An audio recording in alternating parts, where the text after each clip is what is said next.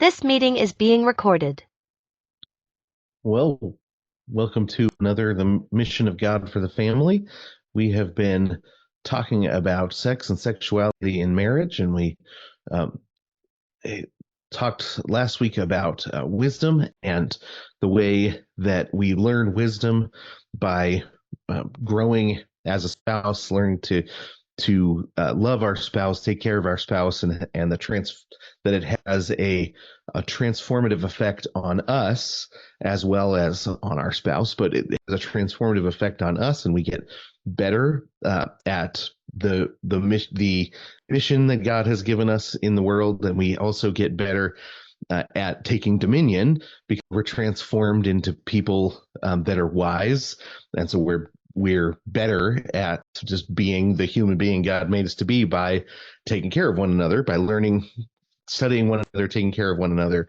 And one of the metaphors that's central throughout the Bible, that is actually, it's so embedded in the scriptures that sometimes it becomes invisible to us because we start to take the metaphor for the literal, is our spouse as a garden, or the people around us, but just people as gardens. Right out the gate, Adam is made of dirt, and then Eve is made out of Adam. And so we have we are married to someone who is a garden that is made of dirt, and then we are part of the gardeners, or we're one of the gardeners that is assigned to the garden of the people around us, right? We help bring them to fruitfulness, and the when Adam and Eve are created, they're given dominion over the world and dominion over the garden. And we've talked a lot about how what that means is that what dominion means is that we bring that when we have dominion, we bring something to its intended end, right? That help uh, we help bring it to what God made it to be, or what God means it to be, and that's what authority in the world is for. When God assigns us authority over something, it's so that we can bring it to its intended end. When we, as sub authorities under God, when we embrace our authority and use it well, the things that we have authority over becomes what God intended it to be. And right in 1 Corinthians 7, there's a passage that a lot of people don't really know what to do with, and it's because our view of dominion is not being taken from the Bible. And so it's when Paul is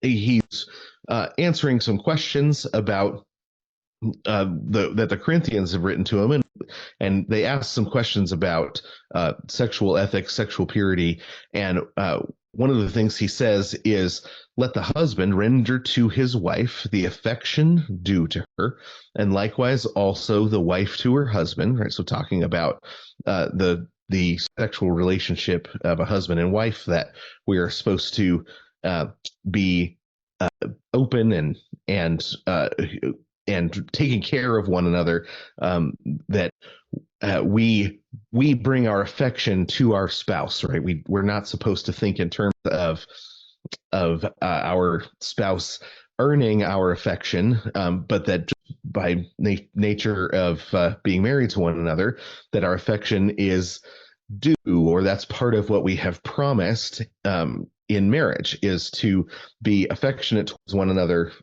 and that there is a duty to be affectionate towards one another, sexually affectionate, and then to verse 4, and this is the one I want to focus in on. The wife does not have authority over her own body, but the husband does.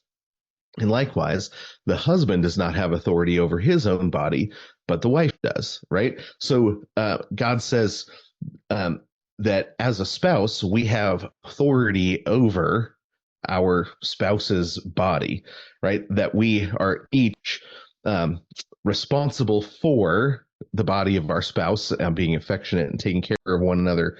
And the reason that we get this wrong is because we stop thinking in terms of the kind of gardening authority that we have, that we're given when God tells us to take dominion, right? That because sin has come into the world, and that often goes wrong, and because in the modern world, in the present, authority, we tend to think in terms of being able to tell people to do the thing that they don't want to do, right? We think of authority in terms of the power to make people do something that they don't want.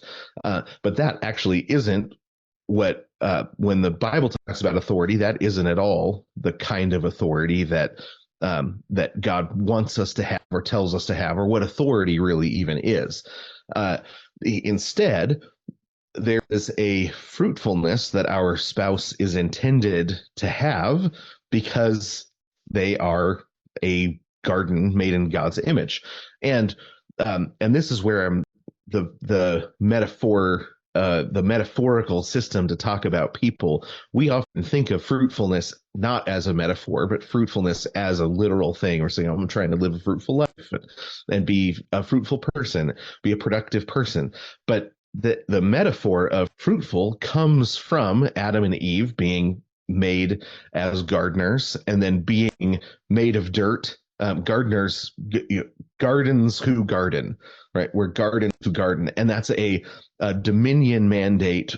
Part of the dominion mandate is being gardens who garden, and then we are gardeners towards one another. We are in First Thessalonians 5. There's this uh, really neat passage where it says, "For God did not appoint us to wrath, but to obtain salvation through our Lord Jesus Christ, who died for us, that whether we wake or sleep, we should live together with him. Therefore, comfort each other and edify one another, just as you also are doing," right? Edify means build one another up, or it comes from the same word as edifice. And so our um, the people around us are construction projects that God is completing. They are temples that God is building, and we are part of the contract. We're one of the contractors, right? We build one another up. We edify one another. We're part of the contracts, or we're a subcontractor in God's construction job of our neighbor. The same sort of way, we are gardeners of our neighbor. We help them come to fruitfulness, and one of the ways that we do that as spouses is having authority over one another's bodies, right? And the Paul tells us that affection is the way that we is one of the central ways that we garden one another, build one another up. And so when you think of authority, it's really easy to start thinking like, oh, that does that mean I get to tell my spouse how to use their body? I get to tell them what to do with their body, and that's we think immediately in terms of power. But Matthew 20, when the disciples are leaving Jericho together, Matthew 20, he pulls aside the disciples, and he says, Jesus calls them. He says, "You know that the princes of the Gentiles exercise dominion over them, and they that are great exercise authority upon them. It shall not be so among you. Whoever will be great among you," right? Whoever is going to exercise that dominion, uh, right? When God gives us dominion, whoever is going to have authority, let him be your minister. Whoever will be chief among you, let him be your servant. Even as the Son of Man came not to be ministered unto, but to minister and to give his life a ransom for many. Right. So he says, when God gives you authority, right? Whoever is going to be great among you, right? Whoever is going to be the chief, whoever is the one that God gives authority to, this is how you take that authority, right? This is what it looks like to take dominion the way Jesus did. Minister to one another, right? So Jesus is, or Paul is saying the same thing that Jesus said, right? The wife doesn't have authority over her own body, but her husband does. The husband doesn't have authority over his own body, but the wife does, right? God has made you chief of your spouse's body. God has made you great, authoritative over your spouse's body. Be like Jesus, right? And Paul describes that as be affectionate towards your spouse, right? Show your spouse affection. Be the one who loves to take care of your spouse's body, because you're being like Jesus, right? The Son of Man came not to be ministered unto, but to minister. But he is the King of Kings and the Lord of Lords. He has the highest authority, the most authority. He is the chief of chiefs. He's the greatest among the greats. He is the one who has dominion and authority. And he used it by serving, by giving himself for and to his people, right? He's a husband. He's the great husband of the church, right?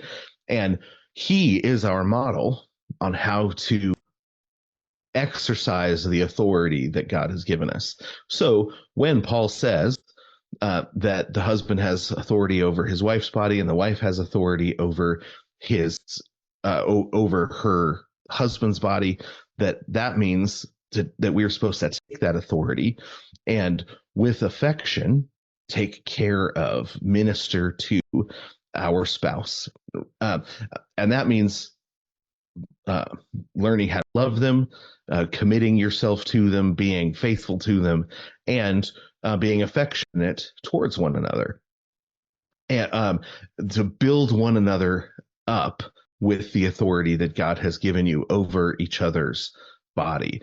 And that can be difficult. We're going to talk tomorrow about sexual shame in a shameless age, recovering from sexual sin, because we live in such a shameless culture that a lot of sexuality has been dressed in shame or undressed in shame. Maybe it's a better way to put it. So that is one of the things that makes it difficult. But the principle is you've been given authority over your spouse's body. Use it affectionately.